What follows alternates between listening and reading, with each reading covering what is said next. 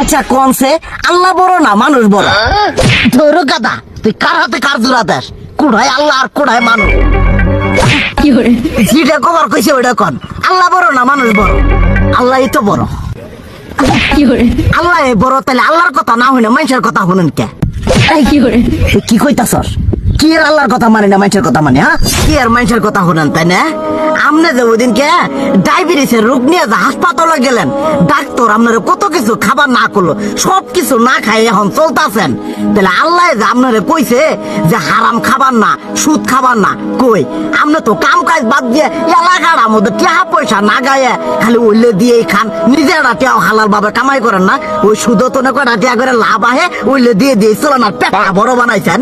শুনেন একটা কথা কই, হারামের কোনোদিন আরাম নাই। হালাল পথে রুজি রোজগার করেন, প্রয়োজনে এড়া বেলা কম খায়েন, তাও শরীর পিণ্ডও ভালো থাকবো, কোনো রোগ বেদও হবো না, আরামও পাবেন, আল্লাহও খুশি থাকবো। তুই আমার এইভাবে বুঝাবি আগে কইলি না কে? আসলে এই বিষয়টা তো আমি কখনো মাথায় এইভাবে নিইনি যে আমাদের কখনো ডাক্তার নিষেধ করলে ঠিকই আমরা নিষেধ মানি, কিন্তু উপর আল্লাহ যে কত কিছু নিষেধ করে দিয়ে সেটা মানি না।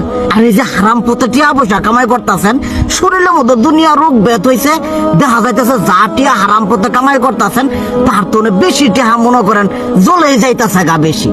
আজকের পর থেকে আমি আর এই হারাম সুদ খামো না।